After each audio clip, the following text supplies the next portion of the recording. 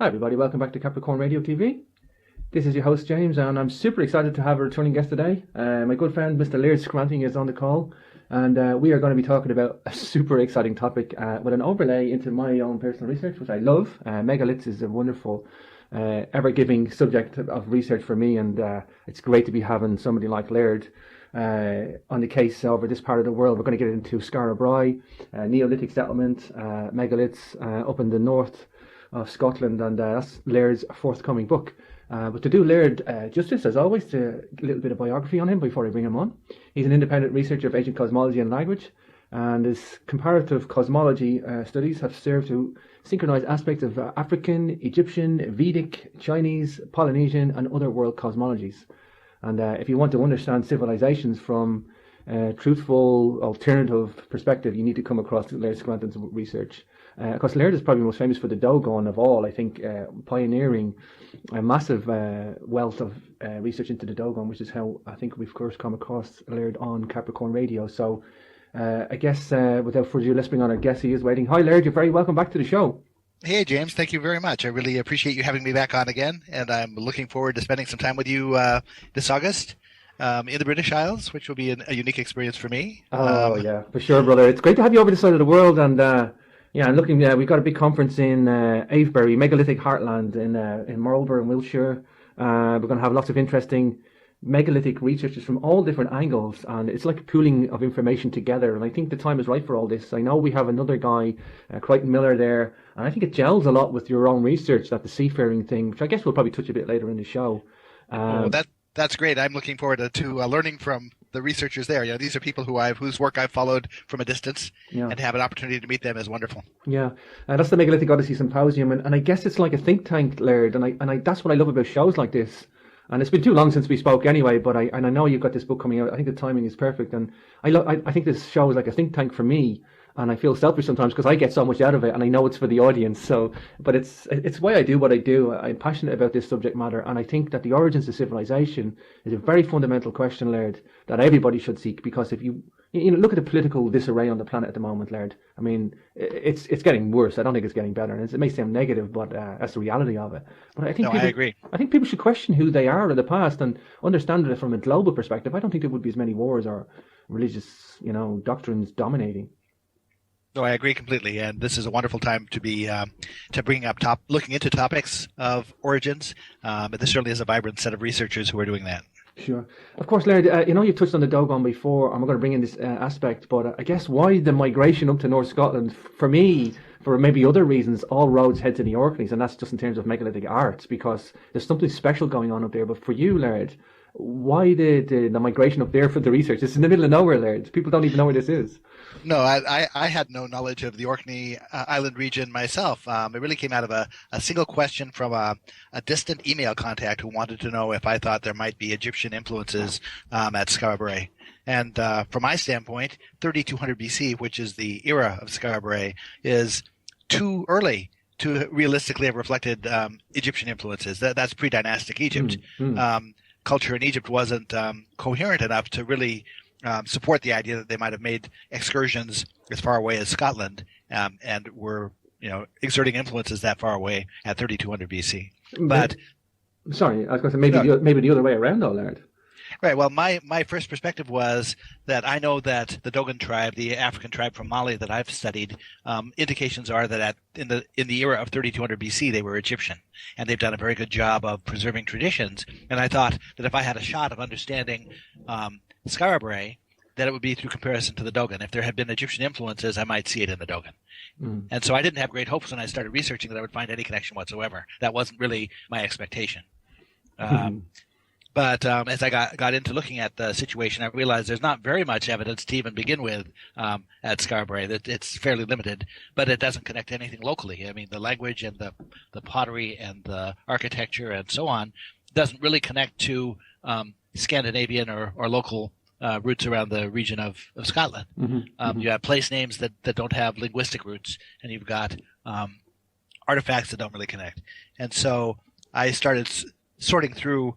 To me, my first approach was to look at architectural forms. I know that the Skara Brae village, looked at in overview, is comparable to a Dogon village. I mean, it's theoretically possible they could have fallen in the same ballpark of architectural design.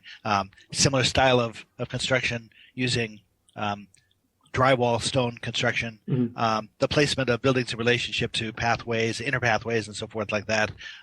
It's reasonable to think that they might have come out of the same tradition. Sure. But there was another structure at Skara Brae which is sort of a rounded stone structure with a doorway built in a particular way. And I know that every Dogon village, part of the way they maintained their peaceful atmosphere was through the use of something called a discussion house that was built structurally very similar. The way that the discussion house works is that in Dogon society, anytime there's a dispute, the people who are parties to the dispute are required to go to the discussion house and can't leave until they've resolved it. Wow. Let me jump in there, Larry. So you're in an investigation mode at this point. You got suckered into this research and you realize, okay, I've nothing apparent here like, like a writing system or a hieroglyphs or any of that, that you could kind of tangible. But when you look at the complexity of the culture and their living habitat and everything, you realize that there is something there in terms of research, in terms of conceptual. Is that correct? Right, and but I needed a positive link, and the positive link came out of the plan of the original Skara Brae houses. The stone houses that are there, I think there's only one left that it wasn't rebuilt over the top of at a later point. But It's understood that all of the original houses were built to the same plan, and it happens to be a match for a Dogon plan for a stone house. But the part that was valuable to me was that the Dogon plan connects to cosmology. There's a reason it's built to that plan. The structure of the house includes a round room at at one end, sort of a square main room with two rectangular rooms either side of that, and an entryway at the far end, away from the round room. For the Dogon, that represents the body of a woman. Actually, if you dig deeply enough into the cosmology, it's meant to be the body of a sleeping goddess. And the round room is her head, the square room is her main body cavity, the rooms to either side are her arms, and the entryway at the bottom represents her sexual parts. Wow. At Skara Brae, you also have a central hearth that represents the heart. And I thought it was very interesting that, from my perspective, if we're looking at Egyptian influences on Scotland, that they had added this hearth in Scotland in keeping with the cosmological definition of the house. I thought that was very interesting because the Dogon don't have the hearth. It wasn't until later on that it occurred to me that I might be looking at things backwards, that the Skara Brae house might be the original and the Dogon house the duplicate. How and the beautiful. Dogon removed the hearth because in Mali they didn't need a hearth in the house. Makes sense, and wow, so I guess you're on this train then of research and it's kind of coming to you. It's not just a simple thing, it's just levels of complexity that are kind of mirroring each other. Yes, that's true. And the more cultures that I've compared, the easier it is to try to sort out one I haven't seen before. So now having the link of the architecture, suggesting a link to a particular system of cosmology, I'm now in a position to interpret the megalithic sites that are on Orkney Island in terms of that same cosmology. We have a series of sites that essentially form a spiral around a body of water. They were connected by a road in Neolithic times that led to Skara Brae. And those sites fall right in line with the cosmological definitions of the Dogon. These represent progressive stages of creation in an understandable way. I mean, we can describe how language defines what these sites represented. The shapes represent a particular thing, and in sequence with each other, you have a strong argument that we're talking about a cosmological progression. Wow. This is amazing, Laird. Okay, so maybe just stop for a moment. Let's break this down for the listeners, because Neolithic and megalithic, I have trouble just explaining this to people who are aware of this stuff. Neolithic, the New Stone Age, is basically the era, and the megalithic is typically the constructions like the stone circles and the mounds. However, that's right. So we call Skara Brae a Neolithic settlement because it was that era that it was found. But most likely, we can make the conclusion that the people who built the megaliths lived at Skara Brae. Would that be correct? Yes, it was the same society of people, whether it was the actual who they believe were farmers living at Skara Brae who raised these monuments, or whether it was a larger group in the region who raised the monuments is, no one can really answer. But yes, it was the same culture that put up the megalithic sites over a period of 600 years. These namesakes get very confusing for people. I mean, you say the word megalithic to people, even in Britain and in Ireland, most of the people don't know it. They just get confused, and it's megalithic, Neolithic, and really megalithic can be anything big stones. But we're talking about the megalithic culture of Europe here, which really did span from North Scotland right down to Malta, from the northwest of Ireland right to the Middle East. So we're not, you must look at this as a whole. This is what I try to do. This is my this is my thing. I'm trying to raise awareness and attention to this, Laird, that we're not just talking, a few things in Britain, because Britain and Ireland's famous for the Stonehenge and the Newgrange and Maze Howe, and we have famous monuments here. But nobody looks at this as this unified megalithic culture of Europe, who had all the same knowledge. So it's like we're spreading out now from Orkneys to British Isles and down to like the bottom of Europe. That's right, and in a coherent way with forms that we can relate to one another and that we can use bring other evidence to bear to tie them together. So we're not too far away from Egypt, Laird, with the megalithic Europe. When you migrate the coastlines down, when you migrate those coastlines, I mean, from the Orkneys, it's not an abstract idea. It's quite tangible. No, it is. It's very tangible, and there are references that Egyptian references that make it sound like there were connections between the locales in later eras. In ancient Greece, certainly there were. Wow. Herodotus reports stories of sailors who sailed out through the mouth of the Pillars of Hercules and northward from there. Sounds like they made it to the Orkney Island region. Really? So it's not unthinkable that these things happened. We also know that the Egyptians had seagoing vessels that were quite capable of making that kind of a journey. This is amazing.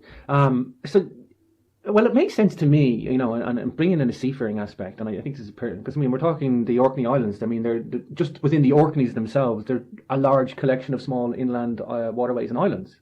They must have been seafarers getting to and from little islands there, and then to the mainland of Scotland as well. These guys had to have done this all by boat. They're boat people, if you want to call them that. There must be a boat culture or a seafaring culture. Right, although it's not clear in ancient times what happened with those waterways, what kind of land connections there might have been to Europe, and so forth. Sure. So there may have been earlier connections that were not by boat. Gotcha. Okay, paint a picture for the audience, Laird, just on the history of Skara Brae. I know there's a very interesting story of how it was found, and maybe just kind of give us like a top-down elevation if you want to describe it, and kind of paint the population there. Paint a picture for us. Okay, shortly after 4000 BC, there were family farms in the Orkney Islands. It's understood that families were farming little farms. Skara Brae, from the traditional viewpoint, around 3200 BC, represents the first organized farming village. It consists of 8 chambered houses that might have housed 8 families. There are estimates of up to maybe 20 families that might have lived there at any given time. We know they were farming there. We can see that they had some fishing skills and things, but didn't seem to make a living, did not support themselves through fishing. They were domesticating animals, farm animals, and things like that. But they were also, over a period of 600 years, creating a set of related stone structures, these large megalithic stone structures, that, from my standpoint, had to have been developed from a single plan that crossed generations. Now, sometime after 2600 BC, the site was deliberately abandoned and abruptly abandoned, and then covered over. Some say naturally, and some say that deliberately covered over by people. But it remained covered for some 4,000 years until around 1850. I think in 1850, a series of storms hit the island and uncovered a piece of the Skara Brae village on the land of the Laird of Scale. The Laird of Scale, wow. He spent the next 8 years of his life and a large part of his fortune excavating and trying to preserve the site, because he understood the importance of it. Laird, we're talking latitude 59 degrees here. This is like not the habitat you want to be doing this stuff. But do we have any reasons why we're seeing such an important culture? They call this like one of the most awesome preserved sites in the whole of Europe for research, for archaeology. It was such a rich culture there and complex. We just don't expect to find it up, so it's just a cold terrain. Do we know anything? Was the climate maybe different, or had these guys a reason for being there? I expect that the climate was warmer at that time. For it to have fostered agriculture in that region and for centuries to have easy agriculture happening there, the climate must have been somewhat warmer than it is today. Yeah, I know you're going to be going there in August, Laird, and Tanya, it's not a pretty picture there. Even in the summertime, it can be pretty brutal and rough. So, okay, for me, when you tell me that you uncovered this stuff, Laird, the site was covered over and then it was uncovered in a storm. This kind of brings back Göbekli Tepe or other places that were, even Gavarnie in Brittany in France, the megalithic place was decommissioned. Quotes. Is this a case that was decommissioned, Laird? Do you think it was a decommissioning process? I think that the people who were living on the island were in a position of having to leave abruptly. There are sites nearby. There's a village of Brodgar there where a final feast occurred just before they left. They can see that at least 400 animals were slaughtered for this feast, perhaps by farmers who knew they were leaving permanently and didn't want to leave farm animals behind to just starve to death. They can see that at least 1,000 people attended this feast. But when the feast was finished, again, they deliberately covered over the site, but before they covered it, they left bones set carefully all around the site of the feast. But not just any bones, they left only shin bones of animals. Really? Now that symbolism works in some of these ancient cultures is through homonyms, the use of homonyms. And the farther back in time you go, the more commonality of language you have. One of the things I've had success doing for the Orkney Island region is comparing native words there to Egyptian and Dogon words. And in the book that I've written, there's all sorts of correlations between words back and forth to explain why a site was named what it was. So using the Egyptian dictionary, we can see that the word for the shin bone of an animal is a homonym for a word that means to leave under duress, to leave under dire circumstances. They had to leave is what they were saying. Wow. Also, a deer carcass over the top of the site before they covered it, and the head of a bull on top of that. Now, Egyptian words that tie to the deer and the bullhead or the cow's head also tell us some things about the site.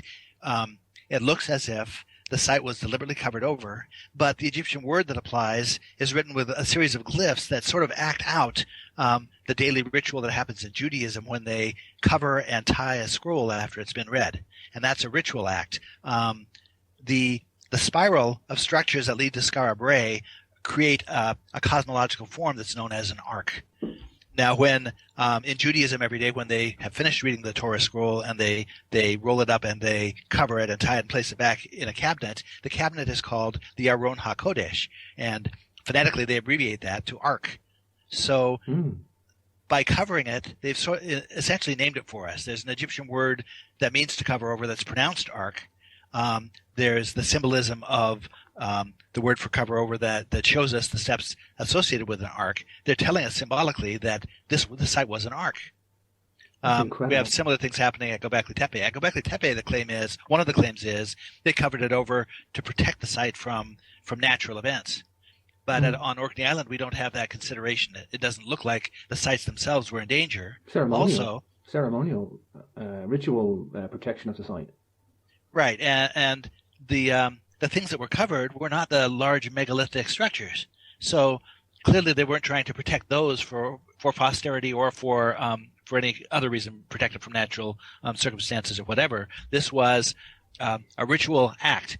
And from a ritual standpoint, what it says to me is, if you compare it in parallel to what happens with a Torah scroll in Judaism, what it says is that the instructional purpose of this site, just like the instructional purpose of reading a portion of a Torah scroll, was completed properly, and that they had deliberately closed it up and tied it up and put it away as a ritual act, indicating that the instruction was brought to its proper conclusion the way they intended it to, that they weren't interrupted in the middle of it. Incredible, Laird. I'm already only talking in the show 30 minutes halfway through, Laird, and it's already compelling. You're painting a very compelling episode in history here that links to previously unknown elements. Now, there's another aspect to the site that's very important to me. We have a series of structures that I say represent stages of creation, sequential stages of creation, that begin with a standing stone, the watchstone of Stennis, and then lead to a stone circle, the standing stones of Stennis, and then to a mound, which is Maes Howe, and then ultimately to Skara Brae. There are other stages in between, but then to Skara Brae, which represents a cluster of 8 chambers. This is a cosmological progression that we can recognize. But the progression doesn't end at the 8 chambers for the Dogon. It continues on several other stages, and the next stage is represented by an agricultural field, which we know was associated with Skara Brae. And that field is associated with the high priest of the Dogon culture called the Aru priest. And every year before they plant the agricultural field of the Aru priest, they make ritual drawings in the field that represent things that relate to the formation of matter. So the suggestion is that the agricultural field also pertained to this progression. In Dogon culture, it's called the field of the Aru priest. In Egypt, the word for field is Sekhet, and so the proper term for the same concept is Sekhet Eru, which is an Egyptian term for their underworld. It's the field of reeds, where they represented their concept of heaven. It's written about in the Egyptian Book of the Dead. Mm-hmm. It's the Elysian fields that are represented as heaven in Greece. Yeah. Now, in each of these cultures, this field is dealt with on two levels simultaneously. It represents a mythical concept, but it also represents an actual physical agricultural field in a real world locale. And all of the descriptions we get out of Egypt and out of ancient Greece of the Elysian fields or the field of reeds are all correct descriptions of what we would have found at Orkney Island in the day they were describing it. They're talking about an island with white sand beaches, and we're talking about a place of great winds. We're talking about a place located on the far western edge of the continent of Europe, or the far eastern side of the Western Ocean. We have lots of connections. They even refer to it as Pindar refers to it as Okeanos. So we would have phonetic connection to the name of Orkney Island. The term Orkney Island was referred to in ancient times as Argot or as Orkneyar. Argot, in the phonetics of the cosmology, refers to the ascending stages of creation, which is what those stone structures represent. Mm-hmm. Orkneyar has a slightly different perspective of meaning. A boat that was coming through the North Atlantic would be carried by currents northward, just north of where the Orkney Islands are, and then the currents swing around and bring it back towards Orkney Island and then down towards Ireland. The word Orkneyar in the phonetics of these traditions means to approach what I interpret as being Ireland by boat. The name for Ireland, E-I-R-E, is for me a correlate to the term for Orkney Island, which was Aru, A-R-O-U in the Dogon, as the Dogon represented, or in Egypt was A-A-R-U phonetically. Wow. And it's funny, we have that idea of the Elysian fields in the Irish mythology as well, which was preserved from probably megalithic. I mean, they talked about the people of the mounds, the Tuatha De Danann, or the Dinashee, she being a mound, the people of the mounds, that they had this idea of the other world as well, the Elysian fields, comparative to Greece. But you would expect to find this, Laird. If what we're saying is true, you would expect to find the fragments surviving in all these different places in maybe different ways or different interpretations, but the core fragment should be there. That's true, and language is one of the keys for being able to tie them back together. Symbolism of structures is another way. I mean, we know about the symbolism of the Temple of Man in Egypt, which represents, according to Schwaller de Lubitz, represented the body of a person. That's a correlate to the same concept of the Scarabaei house. There are famous myths in the Hindu tradition and in the Egyptian traditions that relate to journeys through seven houses. Well, it looks to me as if they're not just talking about houses generically. They're talking specifically about those seven houses, the seven houses that we find, the 7 or 8 houses that we find at Scarabaei. Lots of interesting connections to be made through myth and through language and through other means.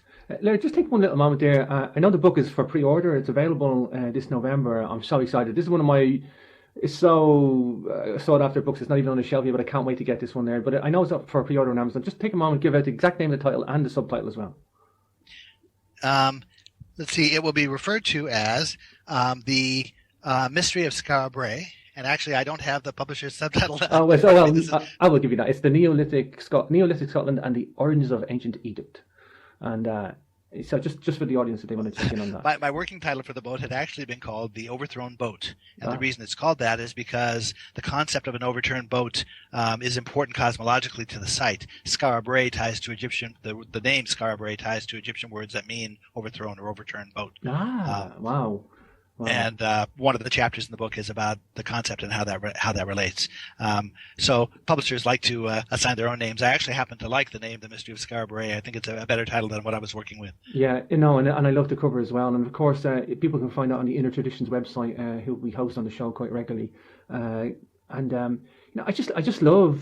the research that you do, Laird, and I love the way you're like a detective. You're like Kev Baker says, the cold case detectives are out there on all these ancient sites now, and they take the evidence that they've got left, and all of a sudden, you're looking with a very clear perspective on something, and it's a difficult task, Laird. It is. We're up against it. I mean, most of it'd be great if all the evidence was there, but unfortunately, human tradition doesn't let us do that. And geology and weather and the ravages of time, it leaves us very little sometimes. But sometimes, we're living in a different era now where we have a lot of, the internet age has changed everything. We've got comparative ways of doing things now that we could never have done before.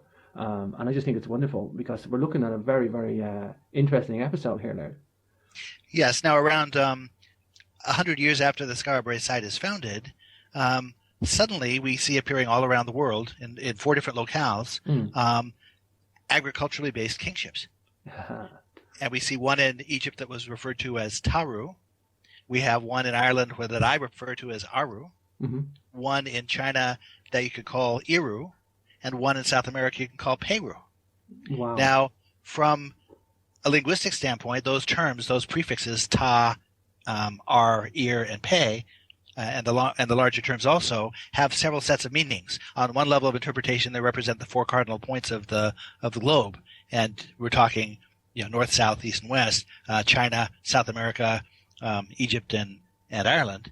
They also represent 4 progressive stages of an agricultural field. They represent an unplanted field, a planted field, a field with crops growing in it, and granaries where harvested grain is put. Wow. There's several other levels of interpretation for those words that all tie. Back in the day of Göbekli Tepe, the high mountaintop sanctuaries, mm-hmm. One of my impressions has been that the one reason why they were placed in high mountaintop locales is as a way of providing protection for a group of mythical teachers who were said to have been bringing civilizing skills to humanity. Now I go to Orkney Island, and I see here we have a sea level site, locale, that's easily accessible by ocean, easy harbors, no natural protections whatsoever at the Orkney Island site. And I asked myself, so where would the safe haven be for the teachers? Mm-hmm. And the easy answer I come to is just across the waters to the north and west is a group of islands called the Faroe Islands. And the Faroe Islands have all sorts of natural protections. They're characterized by sheer cliffs that rise 200 feet into the air from the water that ships would smash against and make it difficult for a boat to land. They have channels that include whirlpools that could sink a boat, or where twisting storms will come through almost daily that could sink a boat. There are shoals on the far side that a boat could run up against. There are all sorts of natural protections there for somebody who is on top of the island as a place of refuge. And we have structures on top of those islands that look for all the world like pyramids. Mm. Wow. This is incredible. So, funny you mentioned, just as a throwback, and when you mentioned the agriculture in Ireland, we have a place, I don't know if you're familiar, called Cada Fields. You know Cada? Yes. Yeah, so I think this is probably the place you're referring to then. But it's already that they've put a pyramid visitor centre there where Cada Fields is. So, but it's a Neolithic agricultural settlement where they basically flat top the whole hill, overlooking the coast in Mayo, in the middle of nowhere, and they just literally flat top the whole and giant hill. And most people don't even refer to this; it's just some forgotten place, like. Well, then at around 2600 BC, about the time the Skara Brae site is abandoned, you have interesting things happening in Egypt. You have first of all, you have a set of rulers there who are referring to themselves, or actually originally their place of where they lived, as pharaoh. You have a pharaoh who comes to power called Sene-Pharaoh. Those are phonetics that mean image of or reflection of Pharaoh, who starts building pyramids in Egypt that look an awful lot like peaks you see in the Faroe Islands. You have a peak of Kunoi that makes a change in angle as the mountain peak rises. That is a pretty close match for the bent pyramid that Sene-Pharaoh built. Sene-Pharaoh's bent pyramid I have been to, Laird, and I just know that there's some bizarre reason for doing that. It's a very, very difficult thing to do. I mean, you don't just want to turn up one day and build a pyramid and then turn around, we'll change the angle halfway up. It's a difficult thing to do. Right. Now, then you also have in Egypt, about that same period in time, the names of the pharaohs had previously been enclosed in something called a serech, which is supposedly a representation of the facade of a palace. But around 2600 BC, they switch it, and now they suddenly start enclosing the name of the glyphs of the name of the pharaoh in what's called a cartouche, which, according to Budge, originally represented the concept of an island. So now you have wow. You have agents of the pharaoh referring to themselves as pharaohs, and the term pharaoh being very important. You have schools established associated with every temple that are teaching all the same concepts that I've inferred must have been taught on Orkney Island leading up to that. It looks as if there was a continuation of education in the temples in Egypt. You have a goddess rise to prominence named Seshat. Now, one of the Egyptian terms for that deer carcass that was laid over the top of Brodgar is pronounced Sesha. It refers to the concept of knowledge and refers to concepts of instruction. It's incredible. Laird, maybe I'll throw this one out there. Maybe they guys had sunken landmass in the Atlantic or whatever. They came from some unknown region and they came to the Faroe Islands for safety. They were very, very high mountain peaks that looked like pyramids, obviously, but maybe they came there and waited for the dust to settle, as we say, or the maybe there was ocean problems, rising sea level, stuff like that. Maybe they've lost their lands in the Atlantic. Maybe is that that may be. I mean, that may be the truth, and I don't have anything that argues against that perspective. The Dogon actually refer to a time when humanity was restored to culture, which implies that there were high cultures before. So that's a perspective. When you get back down to the bottom of the traditions that I research, that's not the primary thing they say is going on. The primary thing they say is going on is that humanity had non-human help in establishing civilization. And there's some fairly compelling rationales that are a book or two down the line for me why that happened. Well, I know, I've covered all sorts in this show, but I know that the Dogon, the Numo and the Dogon, other cultures too, but particularly it's an incredibly interesting aspect. I think most people tiptoe around it and don't want to address it, so I guess that's a courageous research ahead of you, Laird. Well, one of the images in the book that's coming out that I provide is a comparative image between a Druid priest and a Dogon priest. And it's an intuitive match. I mean, the reader will see that very strong similarities between the two. Incredible. So, Laird, you're working on another book as well, aren't you? This is pretty much done. This is Mystery of Skara Brae. Mystery of Skara Brae is at the publisher. I'm actually 2 books beyond that now. I have the follow-on to the Skara Brae book is really about the Maori in New Zealand. And I see the Maori, actually the Maori and a group of pygmies similar to what are reported in Ireland, who built the equivalent of ferry mounds that we find in Ireland. And Sardinia too. Scotland, and Sardinia too, Laird.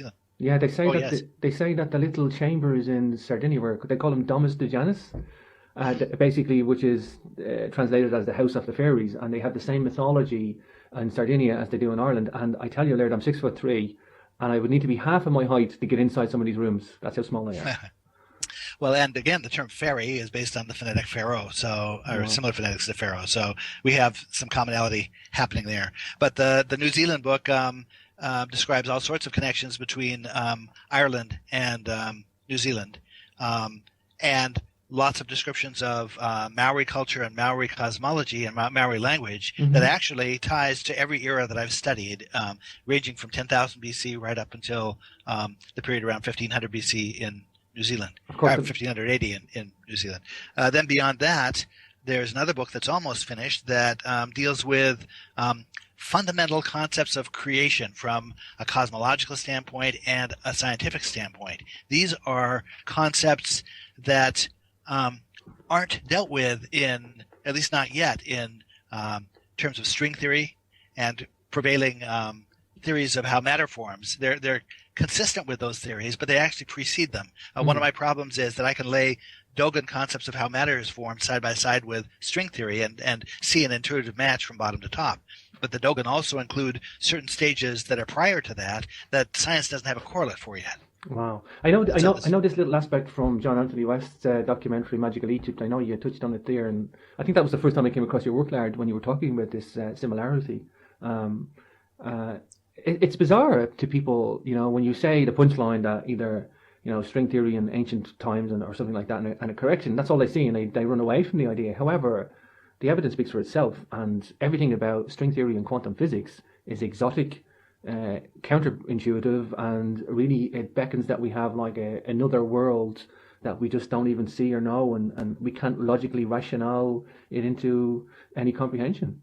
And the details of that other world are so intimately entwined with the basic symbolism of these systems that you and I are exploring, and researchers, including myself, for 20 years I would go without even noticing that there were fundamental aspects of this that nobody was ever considering. There were questions that nobody even bothered to ask. For example, the concept of sacred geometry. Everybody knows, and everybody in our field of study knows about the concept of sacred geometry. Yeah. But none of the researchers I've ever come across bothered to ask, could that be the geometry of something? You know, Laird, I know I've got you in Ireland for a little spell coming up in August, and I'm going to take you to some rock art, megalithic rock art. Probably, it must be somewhere in the period 3000 to 3300 BC, something in that window. And it's the exact replica of a d orbital shell. And I know you covered that in Dogon cosmology because I've seen megalithic art. It's the exact cloud diagram for a d orbital shell, which is a quantum physics for the audience. It's a quantum physics diagram. And it's just sitting there exact same in the rock art in Loughrew in Ireland. Yes, and when I come in August, I'll walk you through the major steps of this this whole structure at the bottom of what we're talking about. It's really interesting stuff. But when you understand it, it provides a rationale that makes perfect sense for why things like the esoteric tradition were created and why the progression of sites in different eras appear the way they appear around the world. Yeah, and that's a very important point, Laird. I think that's what this is why I think there was a return to esoteric or this philosophical and oral languages, and writing was obsolete because of maybe it's a cataclysm, maybe it's not. Maybe something has happened in our past that has scrubbed us almost from the record and we survived it. But I think the preservation of knowledge through oral traditions, art, and philosophy, and putting that into a monument, yes, but not having the written text. I mean, written texts are no good if you get hit with a tidal wave. What good is written text going to do? But the brains are the computers, and they're the ones that hold the knowledge through various, and like you say, and I know you talk about the checkpoints in every story in the oral history and how important that is. Yes. One of the big surprises to me is the Dogon compare this cosmology to layers of skins of an onion. That you peel one back and you find the next one. You peel that back, you find the next one. I've experienced this myself. That every time I finish a book, I think I'm at the bottom of the system, and then I realize there's a whole other level to it that I didn't recognize. Well, moving upward conceptually, there's also whole other levels I didn't realize were there. It never occurred to me that the esoteric tradition itself might be symbolic of something. Yeah. Wow. Really interesting stuff anyway. Yeah. Laird, there's a place in the Shetlands called Jarlshof. I only came across it recently myself. It looks yes, I've seen photos. It looks like Skara Brae somewhat. Yes, it does. It looks to me as if that is one of the places that a group fled to after 2600 BC when they abandoned Orkney Island, that one group might have gone there. Yeah. Of course, again, it's in the same district or region, which was why I mentioned. The ground plan, Laird, maybe I'm seeing things out there, but the ground plan is very interesting. I think it looks like the Pleiades as you look down from it, but I could make anything out of it, I suppose, if I wanted to. Do you see any representation of the ground plan matching star constellations or anything like that? I haven't really looked into that, but it's always a possibility. Anything that people could see in the night sky was fair game for representation symbolically. Yeah. It's just the ground plan is interesting, but again, it's very difficult to see. I definitely think it looks like there's a cluster of stars there, the Pleiades, which were obviously important to the Dogon, but it could be reaching. The trick with interpretation is, the problem is that the human mind is wired to see patterns. Yes, exactly. And so the trick with interpretation is to find a way to anchor the thing that you're trying to chase. And the way that I typically do that is I find a clear statement on the part of the culture that I'm studying that says they believe that this thing represented that. And then I pursue it. It's a little harder when you are in an era that precedes written language. Then you have to find other ways of demonstrating intention. For example, the Skara Brae house. Skara Brae house made it sound like we're talking about a particular cosmology. We verify that by looking at the other structures on the island and see that they make sense in terms of the same cosmology. Now,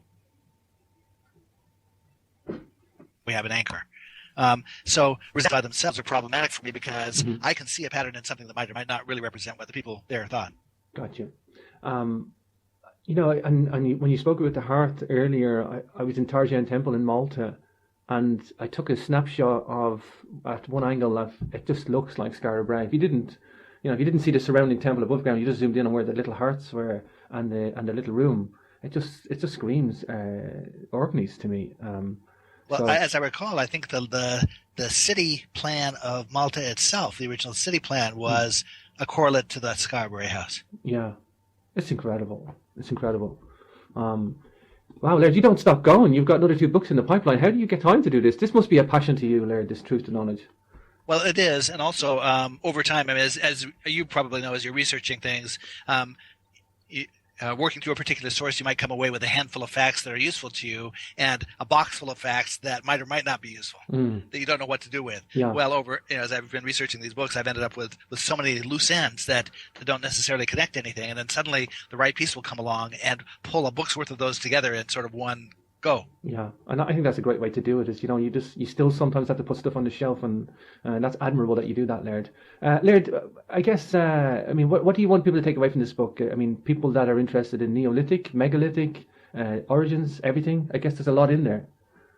I think the important point for me is that I see several eras of influence on cultures like ancient Egypt. I see influences at 10,000 BC during the era of Göbekli Tepe. Imagine the Sphinx. If you accept the idea that the Sphinx pointed to Leo in the era of 10,000 BC, or that the pyramids pointed to the belt stars of Orion in that same era, those alignments had to have happened in 10,000 BC. Otherwise, we have to assume that some culture was able to calculate them retrospectively, which I don't think is reasonable. So we have 10,000 BC era influences in Egypt. We have another set of 4,000 BC era influences that seem to have passed through India and up into Egypt at Elephantine, and a third set of influences that seem to have come in from Scotland around 3,000 BC or 3,100 BC. The pivotal point for this new book on Skara Brae is, I think that based on Dogon references and references from other cultures, that Skara Brae represented a training site, and that 100 years later we found agricultural kingships, all based on very similar concepts to one another, all associated with lions, or with whatever, like in South America, it wasn't actually a lion, it was probably a puma. Wow. That all arise at the same moment in human history for no apparent reason. It looks to me like those were instructed. Yeah. Wow. And for me, I guess a number of years ago, I used to compartmentalize all my research, Laird.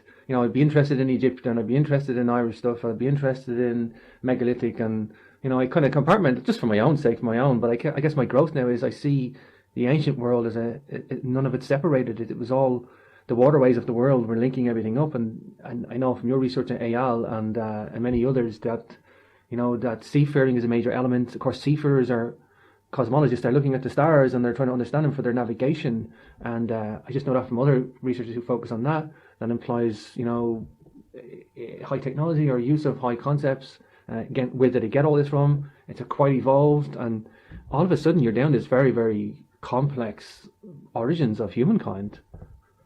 Yes, and from my perspective, they all interrelate. But then from Freud's perspective, they also all he could see that they interrelated. He had archetypes that he couldn't explain why they were the same in every culture. He had to postulate psychology to explain it.